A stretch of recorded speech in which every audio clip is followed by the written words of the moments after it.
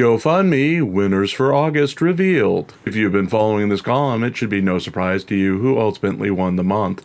But first, there was a surprise winner for the last day of the month as Christopher Directee Ruff salvaged his take for the entire month with a $100 last-minute donation.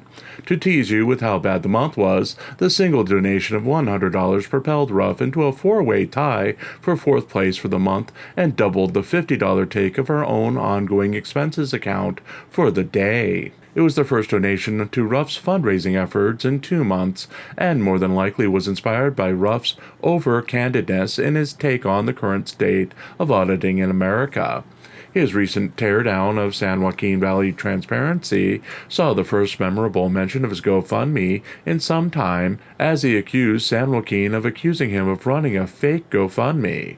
While he didn't give out the URL, it was memorable as he normally doesn't go out of his way to promote the fund. So let's get to the month.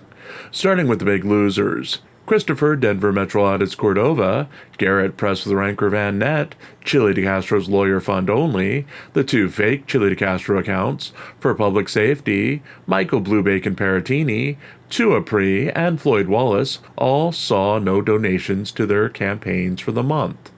DeCastro's Legal Aid Fund Donation Fund Help People Fund is in last place for all the campaigns that got donations with a $25 take, only because LIA's help with his billboard truck purchase pulled in $5 more at $30. Then we have a tie at the $100 mark with Craig Hendry, DirectD, BZ Watchdog, and DeCastro's Justice for All, Legal Accountability, the fund to sue Justice of the Peace Ann Zimmerman, sharing the crown.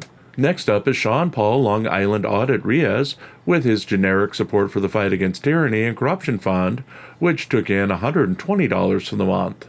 In second place for the month comes Chili DeCastro's Legal Defense Fund Crime Scene Tape Illegal Arrest Campaign, which took in $150 for the month. For a campaign where he doesn't need the money as the charges were dismissed and the trial never happened. DeCastro famously put $15,000 down for a retainer in that case and says he'll never see a dime of the money from the attorney he hired to defend him, which is worse for DeCastro as the decision not to prosecute reportedly was made by the district attorney without intervention from DeCastro's attorney.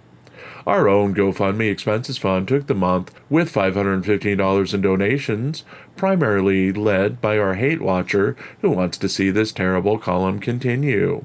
Month to month, DeCastro's Crime Scene Tape Fund, LIA's Support the Fight and Billboard Truck Funds, Craig Hendry and DirectD's campaigns saw gains from July. BZ Watchdog started in August and remains with a single $100 donation and no other activity. The biggest loser month to month was DeCastro's campaign to sue Ann Zimmerman. It took in $4,458 in July and only took in $100 in August. It was followed by Press with Rankers Fund, which took in $1,693 in July, but nothing in August. This was following the falling out between Ranker and DeCastro. DeCastro stopped promoting the fund, and it simply has died. Our own fund was the third biggest loser month to month, taking in $1,815 in July and only $515 in August, as we had 2 generous donations in July that went to this campaign rather than to our PayPal. All in all, other than our own fund, every other fund made less than $200 for the month.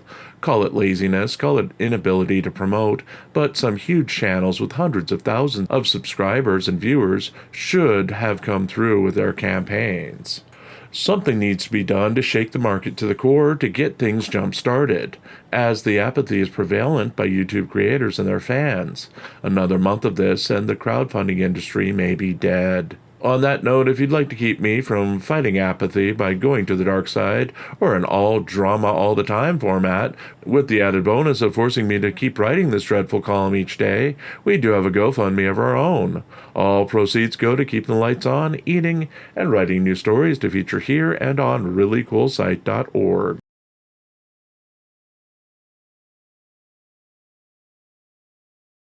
DeCastro appears on The Homeless Romantic. Jose Chili DeCastro's Friday appearance on The Homeless Romantic podcast left his fans amazed and his foes frazzled as he stuck to old stories, tales of his time in jail, false claims, and, of course, his non-stop telling of chilified versions of historical events. DeCastro started the broadcast with a direct complaint about his revenue since going to jail. He claimed that his average subscriber gains went from $50,000 a month to $15,000 a month since getting out of jail. Likewise, he claimed that his monthly viewership went from 40 million views a month to 14 million views a month since being in jail, blaming both drops directly on those who were conspiring against him. According to DeCastro, his overall revenue is down 65%, and indestructible trifold sales are down 85% since he went to jail, a number that is questionable, as before he went to jail, he was actively giving out more trifolds in his then daily 3-hour infomercials than he was selling. Turning to his employees, he apparently is back to 6 employees, 3 of them who are Muslim. He played up this point as he returned to his common theme of being a champion for the black community and how black people in America were not truly free until 1964. He claimed that the highly controversial Uncle Tom's Cabin was one of the books he read during his time in jail, which proved he had great affinity for his black cellmates until they all sold him out when he stood up to a guard on their behalf and they abandoned him when the guard started talking with a street accent. DeCastro said that he can only recall 2 acts of racism in his life, when he stole a black classmate's bicycle when he was 13, and when he made some comments to fit in with black frat brothers at a party in college when he was 18, which he was reprimanded for. He said that in prison, black and Mexicans were far more racist than anyone, and even though he was a celebrity, as everyone knew who he was from his YouTube videos, he was discriminated against by a group of black prisoners for a time until they were redistributed to other parts of the jail. The YouTuber re-endorsed Donald Trump, saying that Kamala Harris was evil and would be a nightmare for the country. He then praised Trump as Trump's hard-right backing of the police will open society up to band together against the police, and that he went into the fantasy that he would rise to power during Trump's potential second term. He did agree with Trump on sealing the borders, but widely differed as he wanted to stop all immigration and make all illegals citizens, giving them a period of time to integrate into society before the borders would be opened again. He again claimed that he was working with 6 of the guards from the Clark County Detention Center as he was recording their phone calls with him for a future project. It was not clear if this was for his manifesto, Segregation Over Incarceration, which he claims is 400 pages and will be released to the public soon. The manifesto features his thoughts on establishing segregated communities where people can be put into while their criminal cases are worked out. Everyone in the community will be provided free housing and will be able to work for the greater good and will be tracked via Apple AirTags to ensure they won't escape. Turning his attention to his lawsuits, he claims that he never lost a lawsuit, and every one of his lawsuits are still active in some fashion. He claimed he felt that he was going to win a possible lawsuit against Officer Brandon Bork, who arrested him in Las Vegas in 2023, but wasn't clear if it was his current lawsuit against the LVMPD or a future lawsuit. He disparaged his current attorney in the LVMPD lawsuit, Michael Mee, saying that he wasn't a good lawyer and bungled his criminal case, resulting in his conviction. The controversial YouTuber was in the middle of talking about his lawsuits when the video abruptly ended. It's unclear if this was a choice by the homeless romantic, who seemed to be very into DeCastro's stories, or by technical difficulties. Jose Chile DeCastro is expected to appear in Maryland this week to stand trial for harassment charges against former partner Colin Project Constitution Campbell.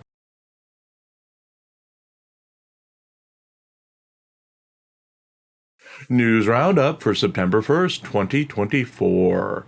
We've come to the dreaded News Roundup portion of the broadcast as it's Labor Day weekend and most of the auditors we follow have gone dark, and we have a lot of bits and pieces of stories to cover that might not have enough information for a dedicated story of their own. Starting with Turtle Boy Aiden Kearney claims that his YouTube channel received a content strike on Wednesday's broadcast and has been suspended until Saturday, September 7th, 2024. He has directed his fans to watch him on Twitter or Rumble. Kearney hoped aloud in tweets last week that he'd like his association with Karen Reed to land him an appearance on the Joe Rogan Show with Reed or without Reed. Kearney is also using his allegations of police misconduct in the Sandra Birchmore case to show similarities in his own case of witness intimidation and the Karen Reed murder case.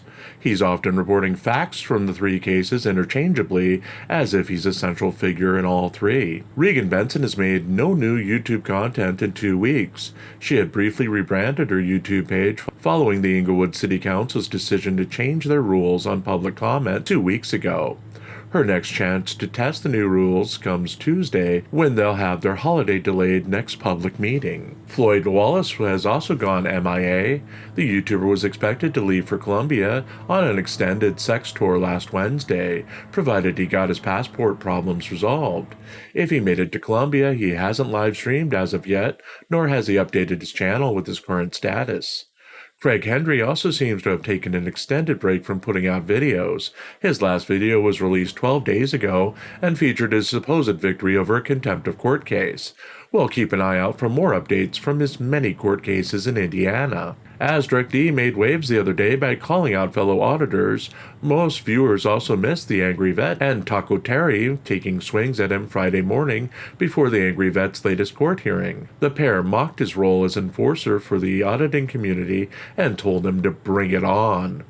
Finally, Jose Chile de Castro is set for trial in Maryland on Tuesday for misdemeanor harassment, 90 days in jail / $500 fine or both, telephone misuse, 3 years in jail, $500 fine or both, and harassment via electronic communications, 3 years in jail, $10,000 fine or both, in charges brought on behalf of former partner Colin Project Constitution Campbell. Despite hiring an attorney to represent him in the case, De Castro has contested this case does not exist, as the Jose Maria De Castro in the case is listed with a birth date of September 11, 1964, instead of September 11, 1974.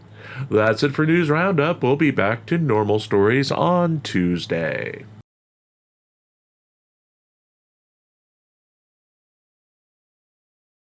GoFundMe, De Castro wins holiday.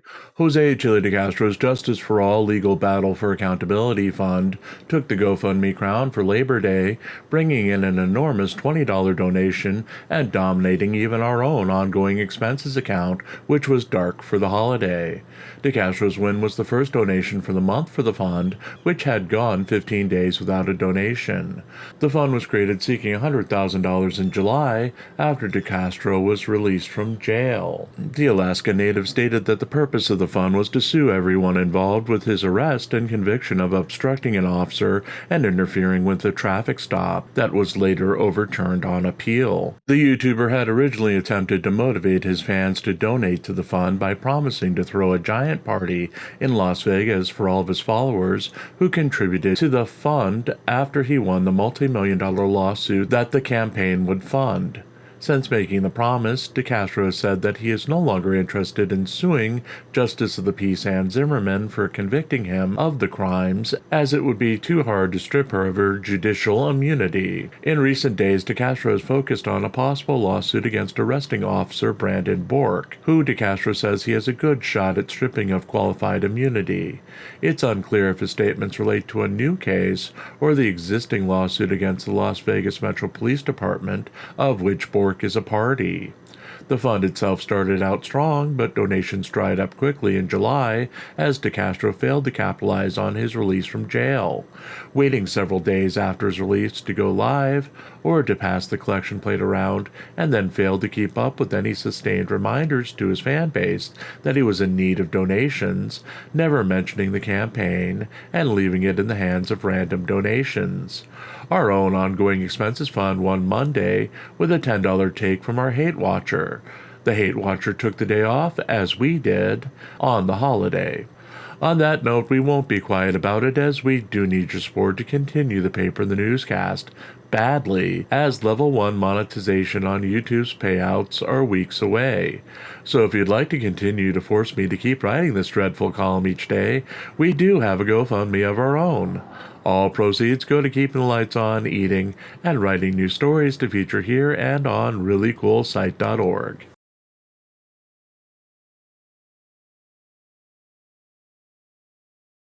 Irish Demon answers Miss Mandy claims again. Those expecting peace and quiet over Labor Day weekend were disappointed as YouTubers Miss Mandy and Irish Demon re-engaged each other in their ongoing war because There was nothing else going on over the weekend? Ms. Mandy apparently threatened to call the Federal Bureau of Investigation on Irish Demon because she felt unsafe as he kept appearing on panels and in private Discord voice chats where she made appearances. Demon has been angered because Miss Mandy attempted to serve as spokesperson for YouTuber The Triggered Limey late last year after Limey's health emergency put him in a coma. She allegedly attempted to raise money for a plane ticket to see Limey in the hospital despite having an expired passport. New to the story is Mandy attempting to throw Team Skeptic into the mix, as she claimed that Skeptic was Limey's real best friend, and the only reason Skeptic turned down her suggestion of going to be with Limey in England was the fact that he had COVID and could not travel, meaning Demon was the second choice to be with Limey in his dying days. Demon has called BS on this, as Mandy had also claimed to be a spokesperson for Limey's family as he was dying in the hospital, and she remained in the States. She spread various mistruths during that time and lost status with everyone in the anti-auditing world as she spiraled out of control during this time. Sunday and then Monday's Demon shows featured various secretly recorded audio conversations involving Mandy and Demon, a lot of gossip, and dance partner switching in on and off again wars, as previously hated and bemoaned members of the community were suddenly friends with each other again in a unified front against Mandy. In more Demon news, he says that he is not officially demonetized, as his channel can receive memberships and membership messages, but not super chats. His latest interaction with YouTube/Google left him with the conclusion it was an AdSense issue. AdSense is YouTube's company that provides payment to those who are monetized on YouTube and those who carry YouTube ads on their websites.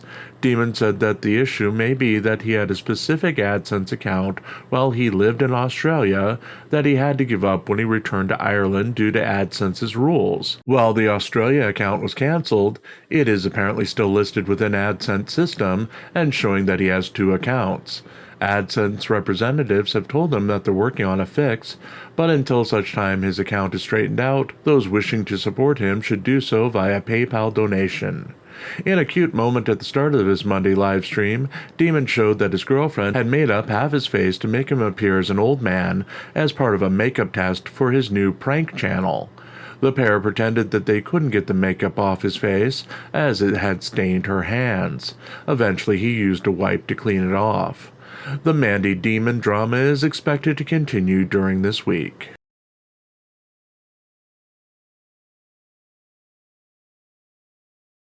Turtle Boy attends Karen Reed standouts. Turtle Boy Aiden Kearney spent his Labor Day attending various standouts for Karen Reed across Massachusetts on Monday, posing with fans in support of himself and the accused murderess. Kearney's photo ops on bridges and on the side of the road during his Monday tour of the Commonwealth showed his newfound popularity based on his promotion of himself as a journalism Jesus and defender of the innocence of Reed. Kearney commented on his Twitter, "Today was truly unbelievable. Thousands of people across the country stood to show their support for John O'Keefe and Karen Reed. I am currently putting together an article with as many pictures of the dozens of standouts as I can get my hands on. I made a date myself and was blown away by the enthusiasm, energy, and support for justice. Supporters of the FKR movement are the only ones who support justice for Officer John O'Keefe. He will never have justice until the sham prosecution of Karen Reed is ended and the real prosecution of the McAlberts and their friends who covered up John's murder begins." It wasn't all good news for Kearney, as former girlfriend Lindsay Gaetini took to Twitter to shed some light on Kearney's alleged darker activities. "I haven't posted in a while, as this monster has crossed the line. What began as a vicious criminal harassment of my children and I has now turned into stalking and horrifying threats against my babies, all because I refused to give in to his blackmail and stop combating his lies about me with the truth regarding the multitude of crimes he's been charged with and the date he committed and has not been charged with, solely due to my unwillingness to cooperate at the time. I have a lot to say about the recent events, and trust in God I will have my time to eventually speak out about it all. But for now, my priority is taking the steps to protect my innocent little ones from the Aidan Kearney/Matthew Farwells of the world and the sick enablers and cult members who think it is okay to defend such disturbing and grotesque behavior. Make no mistake, anyone who is engaged in threatening, harassing, stalking, or intimidating my family and I will face consequences, whether it's legal consequences in this life or consequences when they one day face God. I used to have a teacher who would tell my class to put on our critical thinking caps when we were faced with a difficult scenario and problem solving. I urge everyone to put on your critical thinking caps.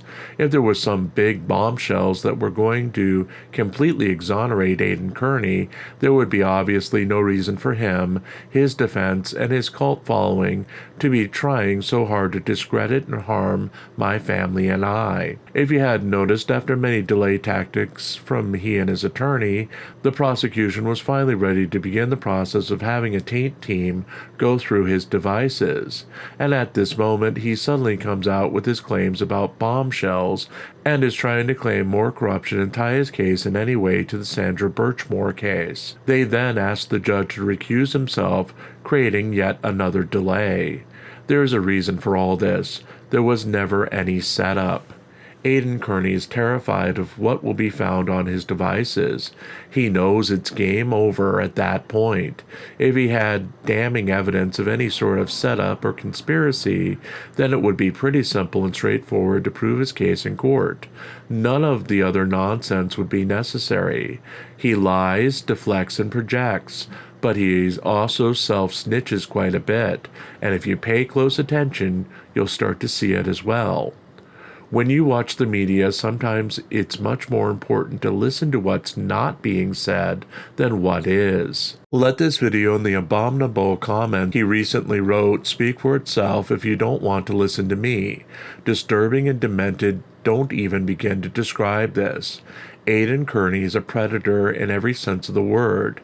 Anyone who speaks about a victim this way, especially a child that was heinously groomed and anyone who thinks these thoughts and then proceeds to say them out loud and doubles down when the majority of the population tells him how awful he's coming across, this kind of person is someone everyone should be fearful of.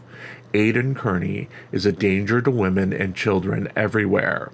I pray for Sandra Birchmore and her family. I hope she finally is in peace. She was deserving of love and protection and a life so much better than what these monsters robbed her of. And no one has a right to speak about her the way this pig has done.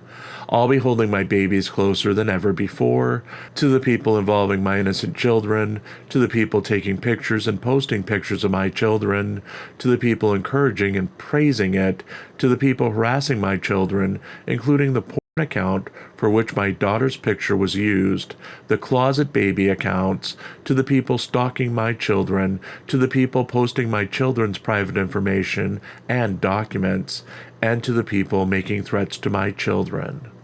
Good luck to you. We will continue to monitor the ongoing situation with Kearney and bring results as we get them.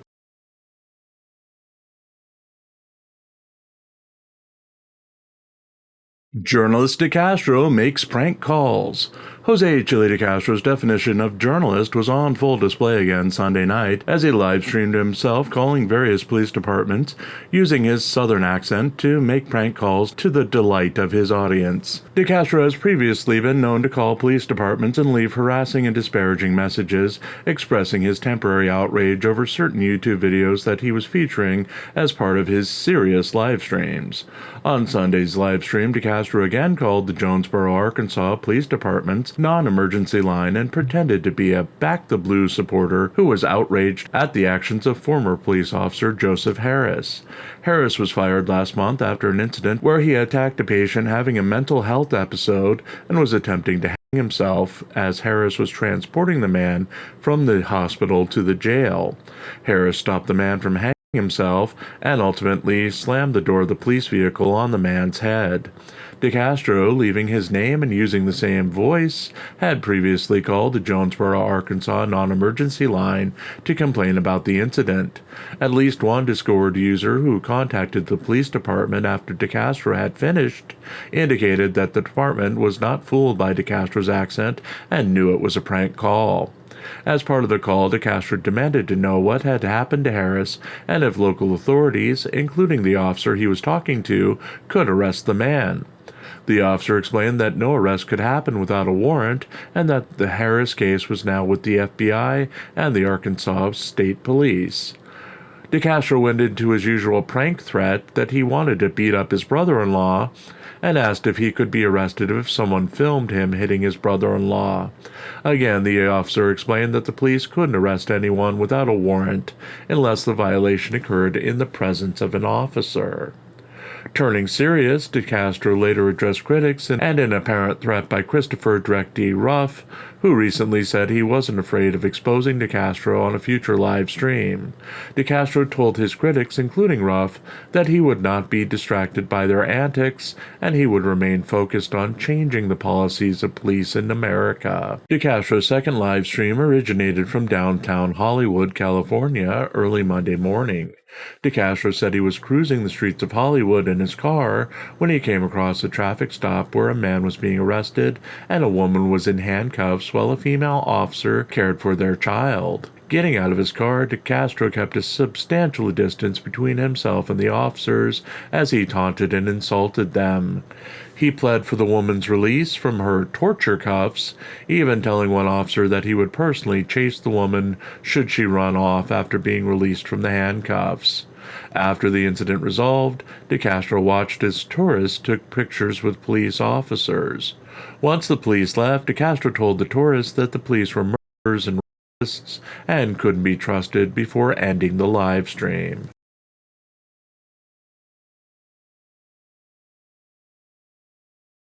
DeCastro charges dropped in Maryland. It was another win of sorts for Jose Chile DeCastro on Tuesday as charges brought against him by former partner Colin Project Constitution Campbell were deemed nolle prosequi. A nolle prosequi status means that it is essentially like the case had never been filed.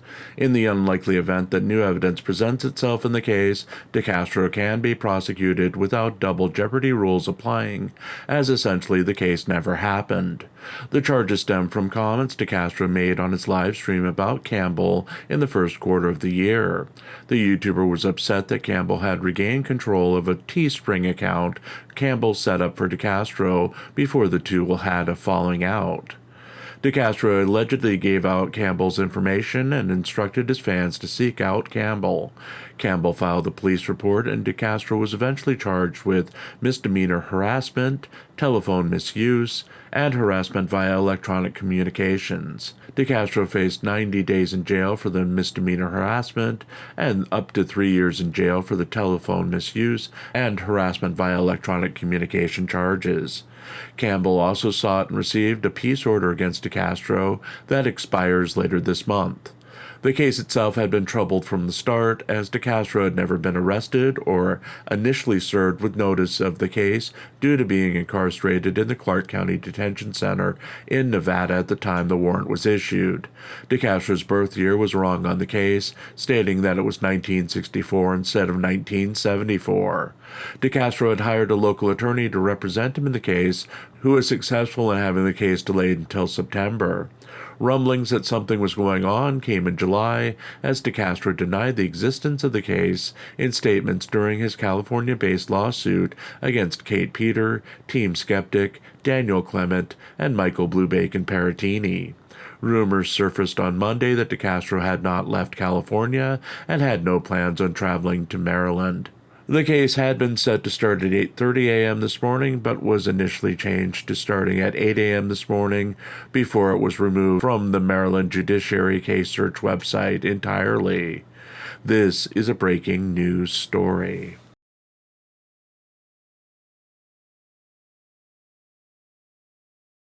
GoFundMe, would losing be better for business? Tuesday's GoFundMe race ended the same way it does most days, with our own ongoing expenses fund winning the day and not a dime going to any of the other multiple campaigns associated with Jose Chile de Castro, leaving one to wonder if de Castro would have been better off financially if he had been convicted of recent charges. De Castro spent the day in California, safely away from a potential trial in Maryland that was conveniently thrown out at the start of the day for charges of allegedly harassing former employee Colin Project Constitution Campbell. He also started the day complaining that his viewership numbers went from unbelievably inflated down to the range of a channel slightly bigger than our own would do on a normal day. With viewership that anemic, de Castro started to panic and blamed the nameless, faceless YouTube for all of the ills of his channel. But his viewers have listened to him complain about YouTube for years now and are numb to it. Sure, it's a threat to his way of life, but honestly, if someone in a similar situation had been buying views to inflate his numbers and suddenly turned his purchasing off, they may have resulted in what de Castro was allegedly experiencing. It's not that big of a shock. Plus, things were to the point where he expanded merchandise sales before the supposed loss in viewership. De Castro has been making a point that he only produced 100 keychains and 100 rubber bracelets in this batch. He has priced each bracelet and keychain at $10 each, though shipping is rumored to be insane. But still, with 616,000 subscribers, why aren't the products sold out by now? If 0.016% of his audience were limited to one bracelet and one keychain per order, you would think he would have an instant sellout. Keychains and rubber bracelets would be the new Tickle Me Chili, and he'd be sold out after making money hand over fist. But de Castro's crowdsourcing did their best when he was under threat. He raised close to $60,000 this year from fighting sets of charges against him, Press with Rancor, and Wanda Meese. Passing the collection plate around to his audience works when freedom is at stake for somebody. Regarding his scheduled trial in Maryland yesterday, it would have proved everything he's been wanting: a threat to his freedom, unfair charges, trumped-up accusations, and an unfair system that was designed to keep the common man down. With his 6 employees churning out propaganda videos designed to promote his possible loss of freedom, and the campaign slogan, "They're trying to put me away again, donate now to help me defend my total innocence," it would literally have been an invitation to print money. Yet, he had it dismissed on procedural grounds. Didn't promote it at all. Didn't acknowledge it other than briefly on his live stream last night, after it was over. Worse yet, he didn't mention his crowdsourcing campaigns to get rich off his fans in order to replenish the coffers, so he didn't have time to sell keychains and cheap rubber bracelets on the air like a bad pitchman at a state fair. De Castro has the ability to rile up his 616,000 subscribers to make him money with no return on investment. $5, $10, $20. This is so important you should skip a meal to fund it. Yet he's blown the one opportunity he had to exploit his audience in a way that would have solved his financial problems because he was too lazy to run a freaking campaign. Chile de Castro, a journalist whose laziness cost him his fortune. On that note, we're not too lazy to pass on telling you that we need your help to keep the very newspaper and newscast you're looking at or listening to right now alive. If you'd like to continue to force me to keep writing this dreadful column each day, we do have a GoFundMe of our own. All proceeds going to keeping lights on, eating, and writing new stories to feature here and on ReallyCoolSite.org.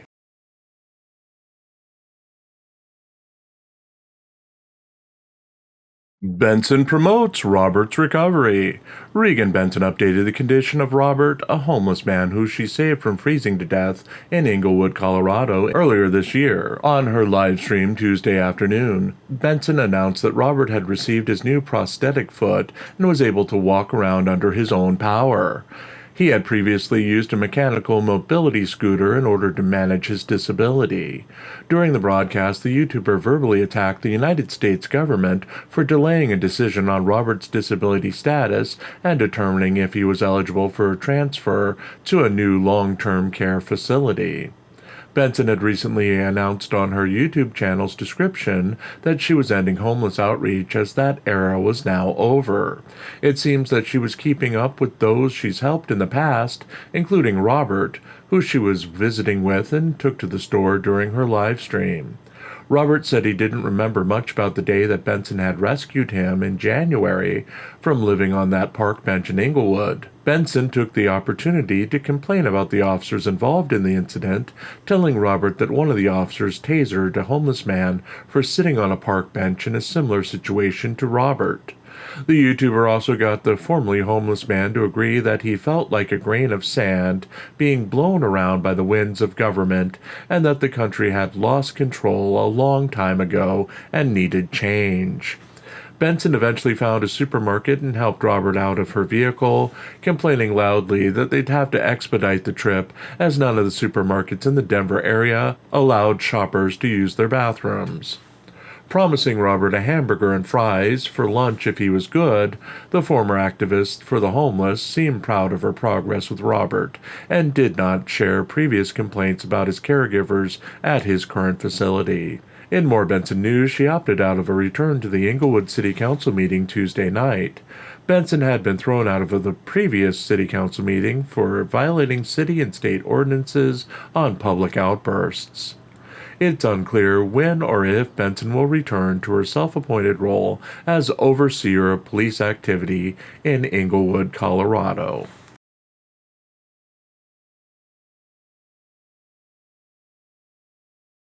Denver Metro Audits walks out in Inglewood. Christopher Denver Metro Audits Cordova walked out of his allotted time during the public feedback period of the Inglewood City Council meeting Monday night in dramatic fashion after only reading a few seconds of his prepared comment. Cordova had previously been at the center of changes made by the City Council meetings after he and fellow First Amendment Auditor Regan Benson continued to disrupt the public feedback period at the meetings with personal attacks on City Council members, the police, and public commenters. Benson was ejected from the previous City Council meeting, which was set to discuss changes to the public feedback session. She made excessive outbursts and stood and applauded for those who were speaking out against the changes. Cordova followed her out of the meeting. Applauding during the feedback period is a violation of city statute and state law. The changes made by the City Council limit the public feedback period to 90 minutes, with 2 minutes per speaker. No personal attacks on anyone are allowed, a new dedicated media area for media-run cameras, and priority given to new speakers at the meeting. Tuesday's City Council meeting displayed a wider angle on the live feed as speakers approached the podium and a new video screen on the front of the podium. Cordova, making his first speaking appearance since the changes, began reading from an article written by City Council member Steve Ward in the Inglewood City magazine addressing First Amendment auditors. The auditor seemed to stutter as he read, "I live in the city of Denver. I'm going to read some of the article written by Steve Ward in the Inglewood City magazine. Recently, our city council meetings have seen disruptive public comments from an out-of-town First Amendment auditor, including continuous statements, indicative of personal beliefs. Sorry, having a difficult time here. I'm sorry, I can't continue." The auditor then turned away from the podium, walked to his backpack, and left the City Council chamber without further comment. It is unclear if this was a planned piece of performance art as a demonstration by Cordova, who has had no previous problems speaking in dozens of previous appearances at the City Council meetings, or if he was truly having problems speaking. Cordova had previously released a 28-minute produced video to his YouTube channel featuring his dramatic verbal assault on a police officer following Benson's ejection from the previous Inglewood City Council meeting. This is a developing news story.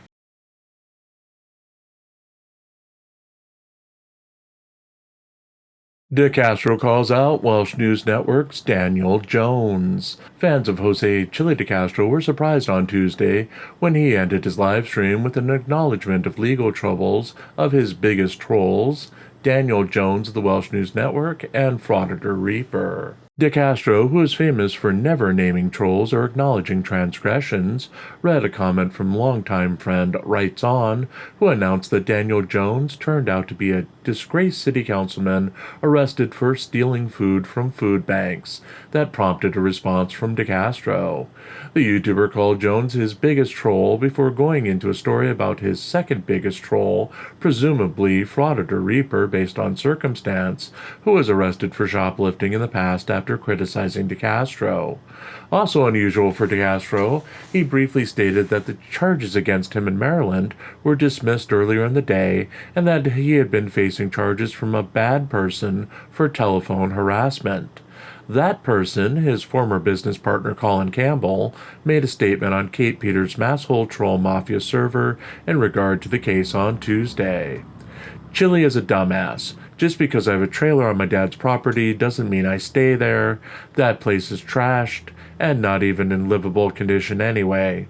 And secondly, my driver's license is also out of Maryland with the Maryland physical address and P.O. box, so I'm a legal Maryland resident, and at the time of his video I was staying in Maryland, so that DA is just lazy and didn't do her job.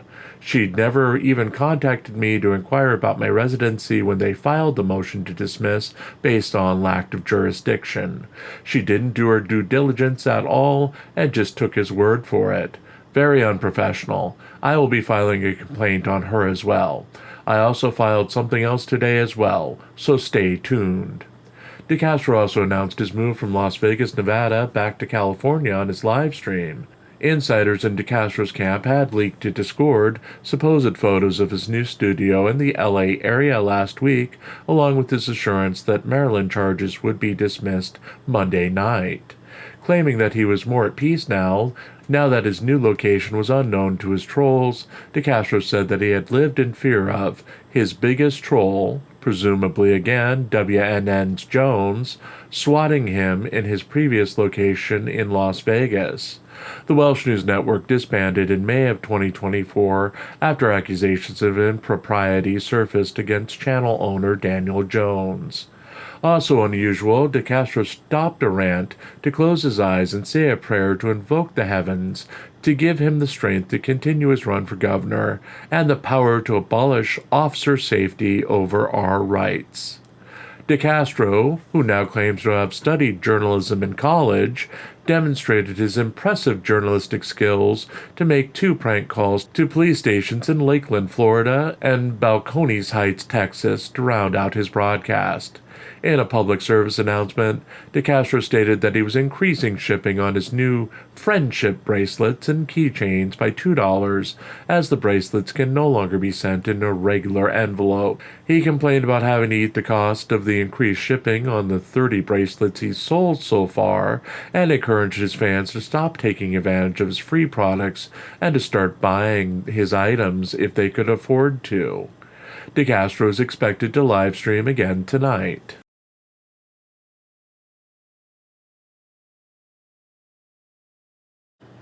Overjoyed De Castro wins Wednesday GoFundMe race. Jose Chile De Castro won the day for Wednesday with a $20 take for his lawyer fund only. All dollars go to lawyers fund, doubling the take of her own ongoing expenses fund for the day of $10. De Castro's win was propelled by a single donation and ended a 1-month dry spell for the fund, which hadn't seen a donation since late July. It breaks the tie of worst recently performing of all De Castro's funds, as now his legal defense fund crime scene tape illegal arrest fund stands alone as it has not received a donation since July. De Castro's funds are not the worst on the list that we cover, as others haven't seen donations in quite some time. Floyd Wallace leads the pack as his Thailander Philippines tour campaign has not seen a donation in 8 months. Long Island Audit's help with criminal defense attorney for this case fund has been inactive for 7 months, while his Help LIA with legal fees to fight Tyrant's lawsuit has been inactive for 5 months. The Help for Public Safety Fight Fraud Recovered Fund hasn't had a donation in 3 months. Blue Bacon's Cover Defense Cost Against Frivolous Lawsuit Fund also has not seen a donation in 3 months. Christopher Denver Metro Audits Cordova's Defend DMA in the Fight Against Corruption and Oathbreakers Fund hasn't had a donation in 2 months. The Fake Support Delete Laws from the Tyranny He Fights Fund also has been inactive for 2 months. Long Island Audit's Unlawful Arrest and Constitutional Right Violation joins the pack at 2 months without a donation, along with his Fund Legal Defense Against Unlawful Arrest campaign. Help BZ Watchdog Hold Police Accountable hasn't seen a donation in a month. Just despite Chile de Castro went backwards, as the previous $15 take is now gone from the fund. On that note, if we were to go without your love for over a month, we'd no longer have to do this column anymore.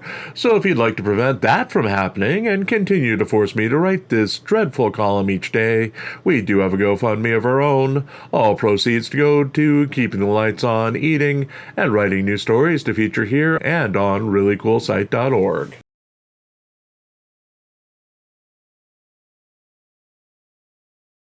Miss Mandy threatens to pow Irish Demon. YouTuber Miss Mandy reacted to a photo Irish Demon posted online that he was in North Carolina on Wednesday by claiming that she was going to pow him should he appear at her house in the state. Mandy's post claimed that she had a new Glock and that she would pow him in the pow should he appear on her property, as she felt it was in self-defense. She cited North Carolina's Stand Your Ground laws as her basis for having the ability to pow Demon should he come on her property. Of course, Mandy is right in stating that she can use force without retreating under the current North Carolina Stand Your Ground law. However, deadly force such as powing someone in the pow, as Mandy has threatened, is not justified unless there is reasonable belief that such force is needed to prevent imminent death or severe bodily harm. North Carolina's Castle Doctrine also allows deadly force to be used against an unlawful invader or someone who's attempting to violently enter a person's home, car, or workplace. Standing with a phone on a person's front lawn, for example, would be handled by the state's trespassing laws and would not give someone the right to use deadly force against them. Mandy claimed that she was fearful of Demon based on his previous attempt to expose Daniel Jones at his home in Wales.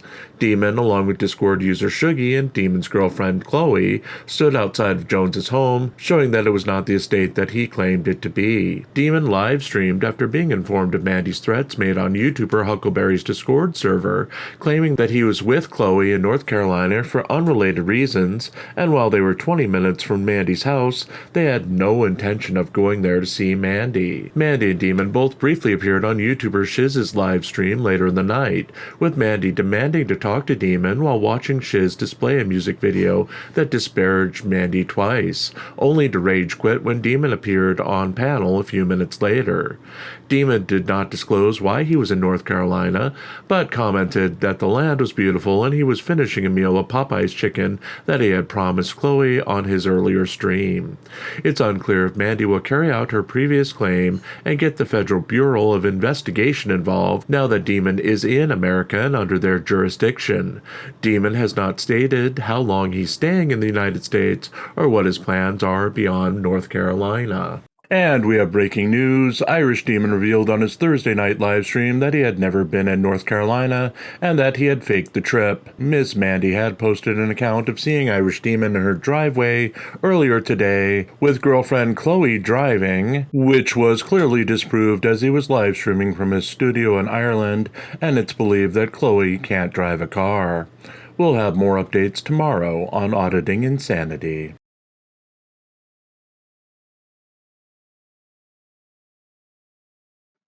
Kate Peter guilty of probation violation. Reporter Brant Smith Ellis is reporting that YouTuber and masshole troll mafia leader Kate Peter was found guilty of violating conditions of her release in a case involving Aidan Turtleboy Kearney's ex-girlfriend Lauren Murray today, and has been sentenced to 30 hours of community service and had her probation extended by 3 months.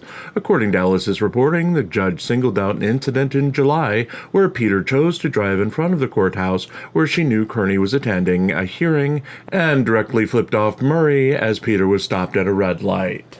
The judge said that there were numerous ways that Peter could have gone home from the lunch meeting she had with her best friend Lindsay Gaetini, and Peter intentionally chose the route that would put her in the vicinity of Kearney and ex-girlfriend Lauren Murray. Murray herself had been seen as an afterthought in the case, as she has an active protective order against Peter and had been reportedly summoned to appear at events after Peter had been spotted at by Kearney in order to make Peter leave those live events. Former Kearney girlfriend Gaetini, who is now Peter's best friend, testified on Peter's behalf, stating that Peter had no intention of harassing either Kearney or Murray on the day of the flipping off incident. She had to be escorted into the building by Ellis, who shielded her from taunts of Kearney's supporters. Peter has previously admitted to refusing to leave the court hearing last year, where she and Murray were both present, until a state trooper intervened and told Peter she needed to leave the area. A representative of the probation department appeared at the hearing, according to Ellis, and said that Peter had previously been told to stay off social media and not to post messages about Murray, despite Murray having the ability to post messages about Peter and her family. The judge at the hearing made it clear to Peter that her conduct was unacceptable and that if she violates it again, a guilty verdict will be entered in the underlying case, which could see Peter do jail time. Grant Smith Ellis and Kate Peter had a falling out earlier in the year over Ellis's alleged romantic advances towards Gaetini. This is a breaking news story.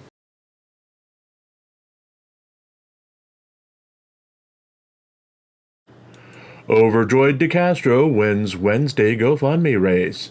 Jose Chile DeCastro won the day for Wednesday with a $20 take for his lawyer fund only. All dollars go to lawyers fund, doubling the take of her own ongoing expenses fund for the day of $10.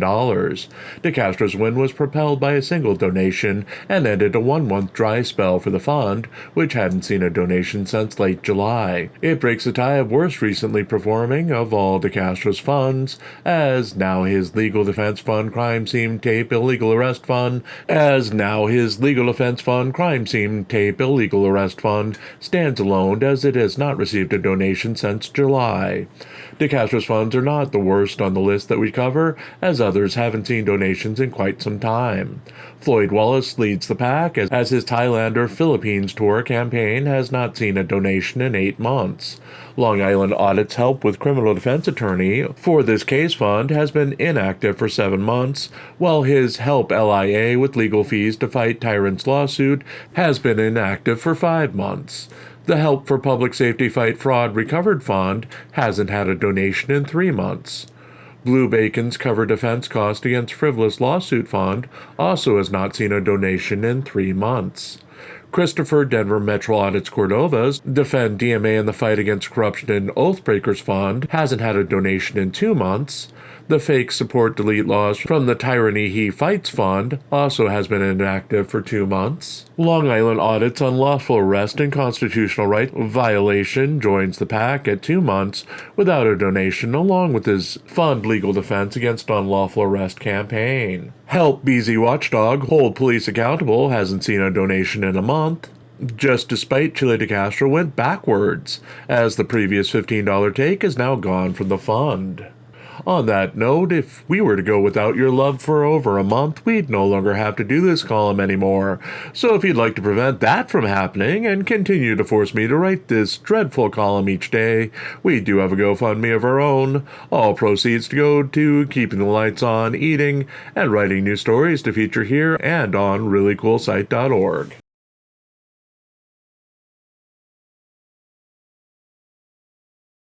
Market dead as YouTube weirdness continues. It was back to normal for the market on Thursday, as our own Hate Watcher was the only donation for the day for the entire market, giving us a chance to explore comments made about drops in revenue by Jose Chile DeCastro earlier than this week. DeCastro made a series of comments claiming that his own revenue from YouTube has been down 78%, and subscriber and viewer levels were also significantly down. Not to give DeCastro credit, but there may be something to his remarks. We've previously covered that DeCastro's new subscriber count is indeed down compared to the previous 30 days, with Social Blade listings showing that he's down 30% new subscribers and down 26% in viewers for the last 30 days. Again, all comparisons are month to month, comparing the rate of growth from the previous 30 days with the current rate of growth. Also previously shown was the fact that Sean Paul, Long Island Audits, was also showing significant signs of distress, with his own channel down 30% in new subscribers and 38.1% in video views for the past 30 days. Adding to the data pool, our own subscribers are up 32.2% for the same period, and views are down 7.3%. Mind you, our numbers are inflated due to NCR News Network's campaign for us to hit 500 subscribers and level 1 monetization, but there has been a pronounced lack of viewership that is noticeable for our tiny channel. James Freeman is also experiencing the drops with a 20% loss in new subscribers and an 18.5% loss in video views. DeCastro's DLZ Clips channel is flat on subscribers for the last 30 days, but down a full 76.9% in video views, despite basically parroting DeCastro's main channel's content. News Now Ninja Gonzo is flat on subscribers, but down 16.3% video views for the last 30 days. Likewise, with the drama of Christopher Direct D. Ruff spilling tea on all of his fellow auditors, he has seen his subscriber count fall 40% compared month to month, but seen his video viewership leap by 67.9% in the past 30 days. The only channel that is actually up for the month from our sample group comes with Irish Demon, who has capitalized on his drama with Miss Mandy to propel himself to 150% subscriber gain and 67.5 video view increases in the last 30 days. Various reasons, from YouTuber algorithm changes to apathy from the market, have been blamed for the severe loss of interest from YouTube's algorithm in promoting the channels. But there is indeed something going on here to have such an impact on the market. We don't go out of our way to prove Chili DeCastro's points for him, but in this case he may be onto something. We will continue to follow this situation. On that note, if you'd like to fund the mental help I'm going to need from proving Chili DeCastro right about something, or if you'd simply like to continue to force me to keep writing this dreadful column each day, we do have a GoFundMe of our own. All proceeds go to keeping the lights on, eating, and writing new stories to feature here and on ReallyCoolSite.org.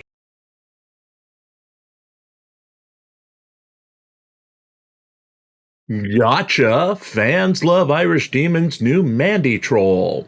After a message purporting to be an account of Irish Demon arriving at Miss Mandy's front yard began to circulate on Thursday, Irish Demon went live from his home in Ireland to reveal that he had never been in North Carolina, and it was all a prank to make Miss Mandy look foolish. Miss Mandy had claimed earlier in the day that Demon had appeared on her property, reportedly writing, "Hey hon, literally saw that little fat Irish fuck drive up to my home. He waved and then backed out of my driveway and flipped me off as they left. It was a dark Lincoln something, I swear to God, one more for and I would have dropped him where he stood, and he looked like he had a gun too. That little slut was with him and she was driving. There was another person in the car. The police put out a lookout for him and he won't make it back to Ireland either, in a coffin or by the cops." Demon then revealed the deception to his fans Thursday evening. He had never left Ireland, he and girlfriend Chloe had been at a hotel in a nearby town, and Mandy's story was impossible. The situation began as many were concerned for Demon's well-being on Wednesday after Mandy made a threat to pew him in the head after seeing a photo he posted stating that he was in North Carolina. This was followed by a live stream from a hotel where he claimed he was in Charlotte, North Carolina, and while he was 20 minutes from Mandy, he had no intention of seeing her. Mandy's reaction to threatened violence after seeing a single post by known prankster Demon has been used to disparage her. Critics outweigh any real fear she may have had in her reaction with the fact that she should have known better, and doubling down on the disparagement that she would so quickly turn to violence in reaction to the prank. Demon has been heralded by his fans as a genius for his quick action in plotting a scenario that would make Mandy look foolish and bring about a reaction to show her declining mental state and need for help. They forgave his deception as they felt that the greater good was served by exposing Mandy's own deceptions and lies, and that pointing and laughing at stupid was worth the effort of the elaborate prank. Mandy ignored the prank and continued to post on message forums. While her humiliation was celebrated by Demon's audience, like previous actions in the war between the YouTubers, it had little to no impact on her life as she continued her behavior as normal. The Demon Mandy war is expected to continue forever.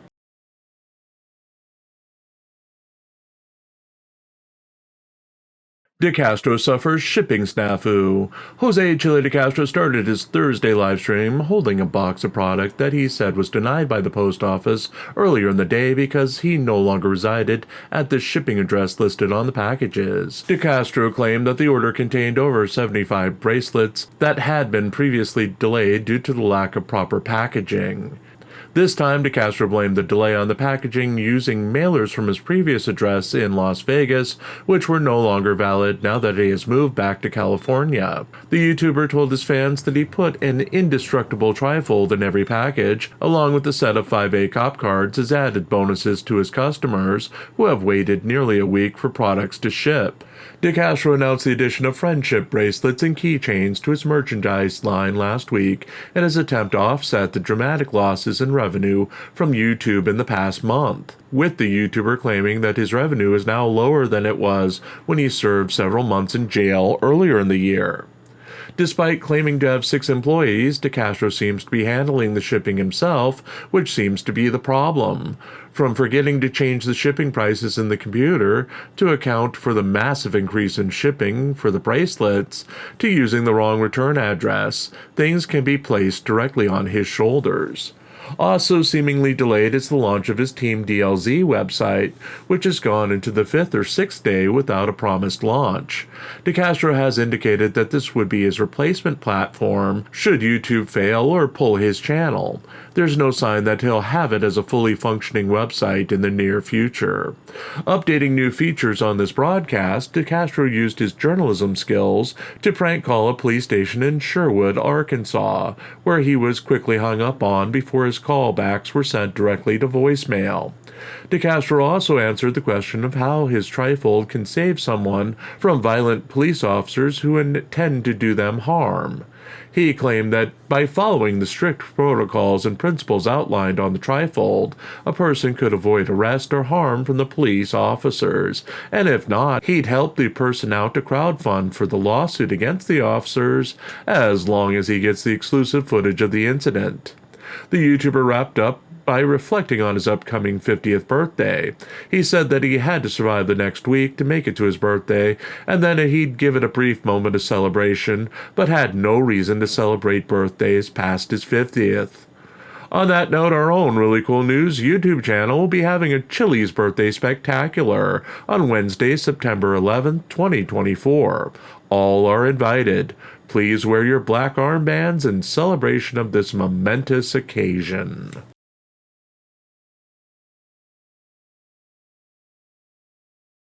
Kate Peter verdict brings mixed reactions. In the usual mix of madness out of Massachusetts, we have compiled some of the reactions to Kate Peter being found guilty of a probation violation and receiving 30 days of community service and 3 more months of probation. Kate Peter starts things off as she tweeted, "Sorry I'm not in jail, cultists. The witness intimidation today was cute. Stay tuned." Reporter Julie Carpenter tweeted on the circus atmosphere outside of the event, "These are Karen Reed supporters and Kearney cultists outside a court hearing today in an unrelated case. When a witness intimidation victim of Kearney's left the courthouse, a police escort was required as the crowd was verbally harassing and taunting the victim. One of the women in the crowd who can be heard yelling whore at the victim at the end of the video below is Chrissy Mello. Chrissy likes to wear a hat that says Aiden's favorite and works security for Reed outside the courthouse during the trial. These are not kind, peaceful people. They are pathetic and abusive." Aiden Turtleboy Kearney weighed in on the event as ex-girlfriend Lindsay Gaetini appeared in court to testify. He retweeted, "At Dr. Turtleboy, when I was an actual victim of DV and had a restraining order against my abuser, guess what I never did? I never showed up anywhere I knew he would be. I did anything I could to avoid him. This slob is why real victims are afraid of coming forward. Disgusting." Finally, Aiden Turtleboy Kearney provided an update on his latest discussion with a juror in the Karen Reed murder trial. He wrote, "I interviewed a deliberating juror in the Karen Reed case for an hour this morning. It was fascinating. This juror was a really nice person and has given me full permission to report on our conversation, which I will be doing. I will say this, the juror was a not guilty vote on manslaughter who switched to guilty after stronger personalities in the room were persistent about it, but he then switched back to not guilty. This juror says the vote went from 6-6 to 9-3 and then back to 8-4. This is why some of the affidavits say 9-3 and others say 8-4. I am going to be emailing this juror a list of follow-up questions, and I am open to suggestions. What would you ask this juror if you could?" We'll continue to update this situation as updates present themselves.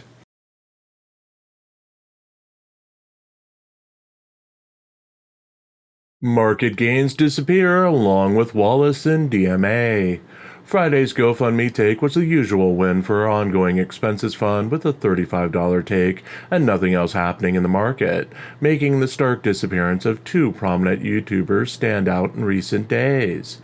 Starting with Christopher Denver Metro Audits Cordova, who has gone radio silent this week following his breakdown/performance art/being too stoned to read appearance at the Inglewood City Council meeting this week. Cordova hasn't posted anything since Tuesday's appearance, leaving online speculation to fill in the blanks, with Frauditor Troll claiming that Cordova may have been too stoned to continue after words fell off the page or something.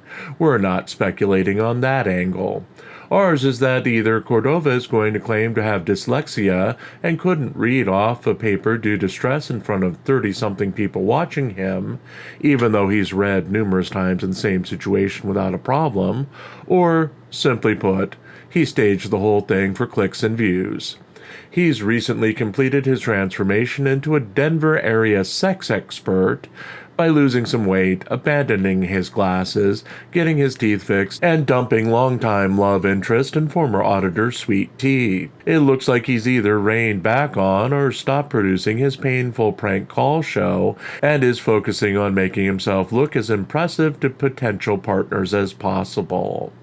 In this scenario, his breakdown could be used to show his emotional vulnerability and willingness to overcome adversity, which would let him finally get in Regan Benson's Shuggy zones. Okay, moving on. YouTuber Floyd Wallace is also on the missing in action list. Floyd was supposed to be in Colombia last week. He was supposed to get his passport fixed. He was supposed to leave the country and be wallet deep and paid to play by now. Instead, no word from Wallace, no live streams, no community posts, no poorly produced scheduled videos. His News Now Omaha channel is getting an average of 2 videos a day every day, with occasional commentary by the YouTuber. However, in reality, there really isn't any way to tell when they were produced, as the content is taken from old audio videos and may be scheduled out months in advance. He had promised that he'd be up to his neck and pay for play by now, and he'd return to show his viewers the magic of propositioning a girl in another country for sex with his fat American wallet. If anyone can solve the mystery, please contact Pope Phil II immediately. On that note, if you'd like to keep me from disappearing like our two sex-obsessed subjects of this wonderful, family-friendly column, or if you'd like to continue to force me to keep writing this dreadful column each day, we do have a GoFundMe of our own. All proceeds go to keeping the lights on, eating, and writing new stories to feature here and on ReallyCoolSite.org.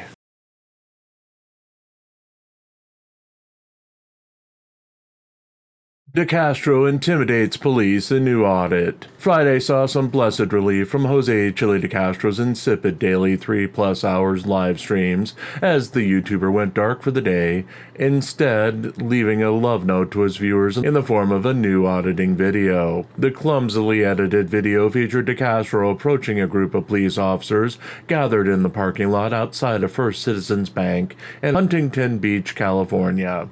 He asked the group of 6 or 7 officers if he can ask them a question. Then he asked them what the cause of the gap between citizens and police officers is. When none of the police officers reply, he then asks them if replacing handcuffing someone with putting one cuff on and the other cuff attached to an Apple AirTag would be a better way to restrain someone. At that point, one officer says that they were attempting to have a briefing and they all have to go to work now. DeCastro, not getting it, persists with questioning, following one officer to his car. The officer explained that they thought he had a quick question, not an extended question on policing, and explained that they all needed to get out on the street. When asked if he was worried about being recorded, the officer said it was no worry at all, as all of his actions were recorded with his body cam. DeCastro then complained that the public doesn't have access to those recordings, so they were useless. As all of the officers pulled out of the parking lot, DeCastro decided that they were scurrying from his camera. This is where things get bizarre.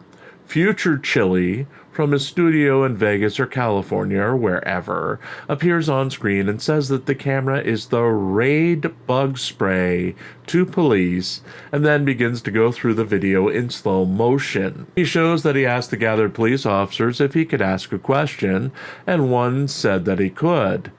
Then he mocks the police officer for not liking what he had asked, resulting in their alleged scurrying off. DeCastro aired multiple mini commercials for his 5A cop card to pad out the video to 8 minutes to make it eligible for YouTube advertising, and called it a night with the laziest DeCastro video ever. Charlie the dog was not injured in the filming of this video.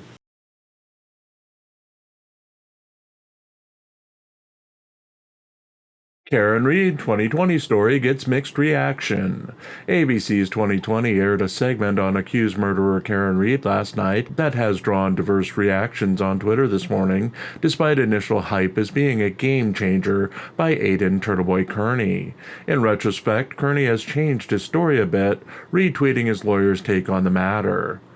For what it's worth, having been involved in these types of shows, what you saw last night on 2020 was pretty standard. These are always fly-by-night productions and are meant for casual viewers. They never really get deep into the weeds. They often will feature relatives and supporters you've never heard of, or who may not be relevant to the legal proceedings. Having said that, it wasn't produced or edited very well, almost certainly confusing for a casual viewer, and they clearly avoided getting too much into the specifics of the defense theory.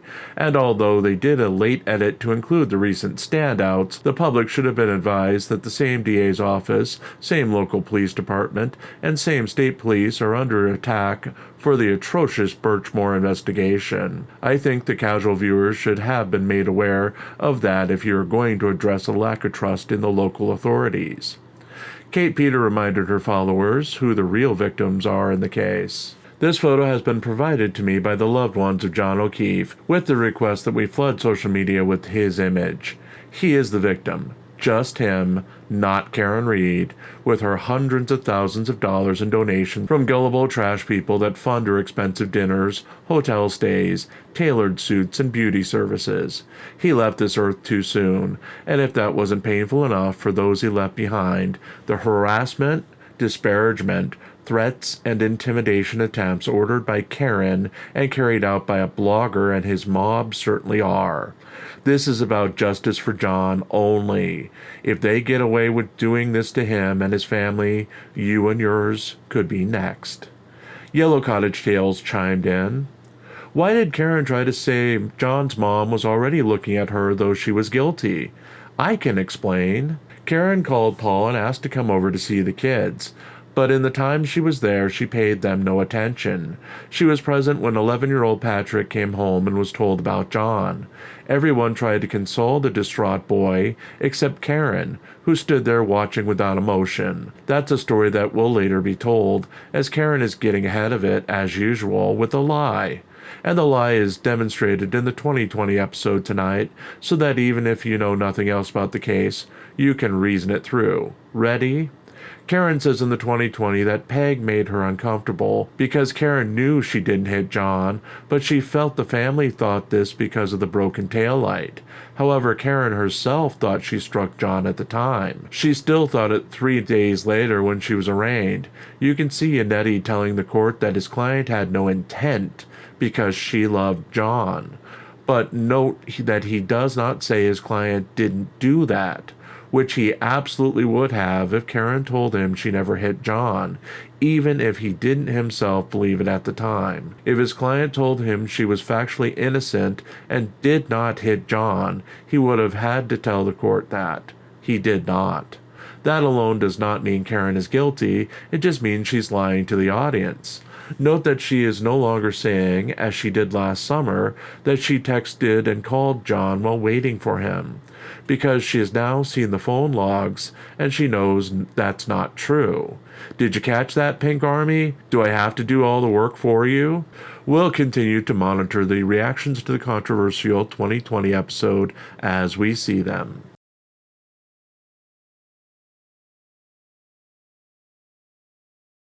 Serial fumbles and latest Klein audio. Klein returned to YouTube on Friday with a new court audio featuring Glenn Serio, this time of an early August small claims court hearing involving Serio's accusation against an Edmonds, Washington police officer. Serio noted on the audio that the police officer, Andy Meal, who briefly detained Serio in a 2023 incident where Serio was a suspect of shoplifting, was not in court and demanded a default judgment. The judge refused to do so as he was puzzled if Serio had done all the steps to actually move the case forward. Unlike the judge in the Mukilteo lawsuits, who threw the entire case out because small claims court was not the proper venue for Serio's accusations, the judge seemed to think Serio could move forward with the suit at some point, but had missed vital elements. The judge explained to Serio that since the officer was an employee of the city of Edmonds, Serio was, in fact, suing the city and not the officer. After pondering the statement, Serio pointed out he had served the mayor of Edmonds and the police chief, and that he had taken video of the service. Serio confirmed that his father, Glenn Serio Sr., acted as his process server, which explained the judge's questioning of the signature of the process server, who used the same name as Serio. Because Serio was suing the city, the judge eventually led Serio through the process that included filing a claim notice with the Office of Risk Management at least 30 days before filing suit. Serio reluctantly agreed to this as the judge dismissed his case and told him he could try to file it again once conditions were met. Klein, who herself is facing a lawsuit from Serio in small claims court, wondered in the ReallyCoolNews Auditing and Sandy Newscast side chat Friday night if the judge will rule the same in an upcoming hearing involving Everett police worker Erica Bennett, who Serio is suing for writing a police bulletin several years ago on Serio. Serio is suing Klein for distributing an unredacted copy of the bulletin that contained Serio's social security number and driver's license number. Serio claims that his data may be subject to use by identity thieves based on this leaked info. Both the Bennett hearing and Klein's hearing are on September 24, 2024. Corrections, a previous version of the story had used the towns Everett for Edmonds and Tukwila for Mukilteo. This is a Jim mistake and is now corrected. He apologizes for a screw-up and promises he will do better.